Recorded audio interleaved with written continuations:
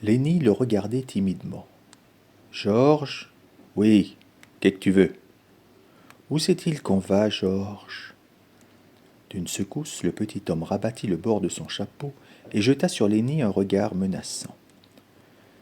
Alors t'as déjà oublié ça, hein? Il va falloir encore que je te le redise. Nom de Dieu, qu'est-ce que tu peux être con tout de même? J'ai oublié, dit Lenny doucement. J'ai essayé de pas oublier. Vrai de vrai, j'ai essayé, Georges. C'est bon, je vais te le redire. J'ai rien à faire. Autant passer mon temps à te dire les choses, et puis tu les oublies, et puis il faut que je te les redise. J'ai essayé, dit Lenny. Seulement ça a servi de rien. Je me rappelle les lapins, Georges. Fous-moi la paix avec tes lapins. Y a que ça que tu peux te rappeler, les lapins. Allons, maintenant écoute, et cette fois, tâche de te rappeler pour qu'on n'ait pas des embêtements. Tu te rappelles quand tu étais assis sur le bord du trottoir, dans Howard Street, et que tu regardais ce tableau noir. Un sourire ravi éclaira le visage de Lenny. Pour sûr, Georges, je me rappelle ça. Mais qu'est-ce qu'on a fait après? Je me rappelle qu'il y a des femmes qu'ont passé et que t'as dit, t'occupe pas de ce que j'ai dit. Tu te rappelles que nous sommes allés chez Murray Reddy et qu'on nous y a donné des cartes de travail et des billets d'autobus. Oui, bien sûr, Georges, je me rappelle ça maintenant. Ses mains disparurent brusquement dans les poches de côté de sa veste. Il dit doucement. Georges, j'ai pas la mienne. Je dois l'avoir perdue. Désespéré, il regardait par terre. Tu l'as jamais eu, bougre de couillon. Je les ai toutes les deux ici. Tu te figures que je te laisserai porter ta carte de travail? Lenny fit une grimace de soulagement. Je croyais que je l'avais mise dans ma poche. Sa main disparut de nouveau dans sa poche. Georges lui rejeta un regard aigu. Qu'est-ce que tu viens de tirer de cette poche? Y a rien dans ma poche, dit Lenny avec astuce. Je le sais bien, tu l'as dans ta main. Qu'est-ce que t'as dans ta main, que tu caches? J'ai rien, Georges. Bien vrai. Allons, donne-moi ça. Lenny tenait sa main fermée aussi loin que possible de Georges.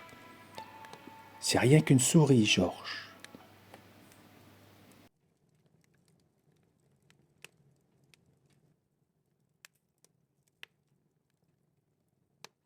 Deux ans environ, ou 18 mois après les événements qui terminent cette histoire, quand on vint rechercher dans la cave de Montfaucon le cadavre d'Olivier le Daim, qui avait été pendu 2 jours auparavant et à qui Charles VIII accordait la grâce d'être enterré à Saint-Laurent en meilleure compagnie, on trouva, parmi toutes ces carcasses hideuses, 2 squelettes dont l'un tenait l'autre singulièrement embrassé. L'un de ces 2 squelettes, qui était celui d'une femme, avait encore quelques lambeaux de robe d'une étoffe qui avait été blanche, et on voyait autour de son cou un collier de grains d'adrézarac avec un petit sachet de soie orné de verroterie verte qui était ouvert et vide. Ces objets avaient si peu de valeur que le bourreau sans doute n'en avait pas voulu. L'autre, qui tenait celui-ci étroitement embrassé, était un squelette d'homme. On remarqua qu'il avait la colonne vertébrale déviée, la tête dans les omoplates et une jambe plus courte que l'autre. Il n'avait d'ailleurs aucune rupture de vertèbre à la nuque, et il était évident qu'il n'avait pas été pendu. L'homme auquel il avait appartenu était donc venu là, et il y était mort. Quand on voulut le détacher du squelette qui l'embrassait, il tomba en poussière.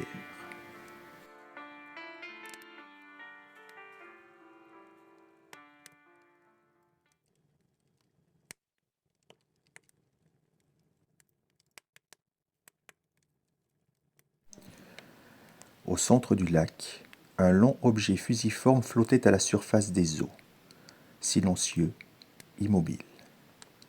L'éclat qui en sortait s'échappait de ses flancs comme de 2 gueules de four qui eussent été chauffées au blanc Soudan. Cet appareil, semblable au corps d'un énorme cétacé, était long de 250 pieds environ et s'élevait de 10 à 12 pieds au-dessus du niveau de la mer. Le canot s'en approcha lentement. À l'avant, Cyrus Smith s'était levé. Il regardait, en proie à une violente agitation. Puis tout à coup, saisissant le bras du reporter, « Mais c'est lui! Ce ne peut être que lui !» s'écria-t-il. « Lui !» Puis, il retomba sur son banc en murmurant un nom que Gédéon Spilett fut le seul à entendre. Sans doute, le reporter connaissait ce nom, car cela fit sur lui un prodigieux effet. Et il répondit d'une voix sourde. « Lui, un homme hors la loi. » « Lui, dit Cyrus Smith. » Sur l'ordre de l'ingénieur, le canot s'approcha de ce singulier appareil flottant. Le canot accosta la hanche gauche, de laquelle s'échappait un faisceau de lumière à travers une épaisse vitre.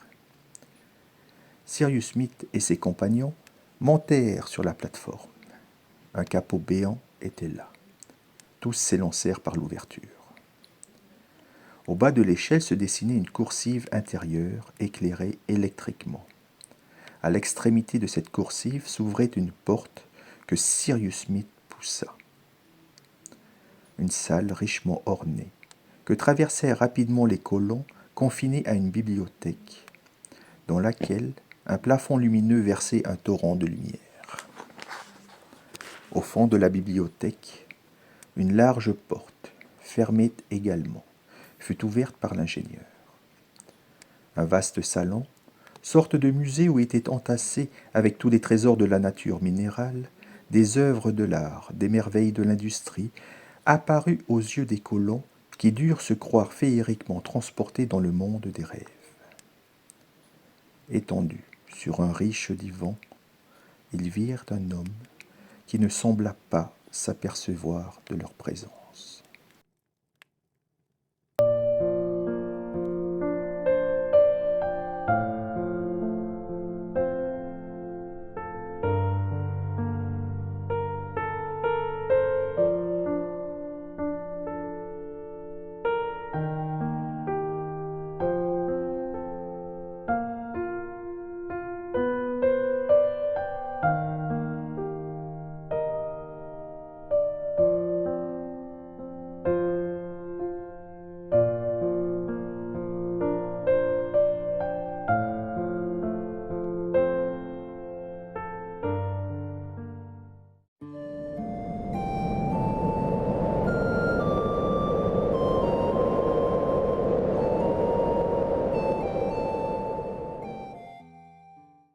Alors, concernant le défi littéraire numéro 2, voici les réponses. Vous aviez en première lecture les 3 mousquetaires.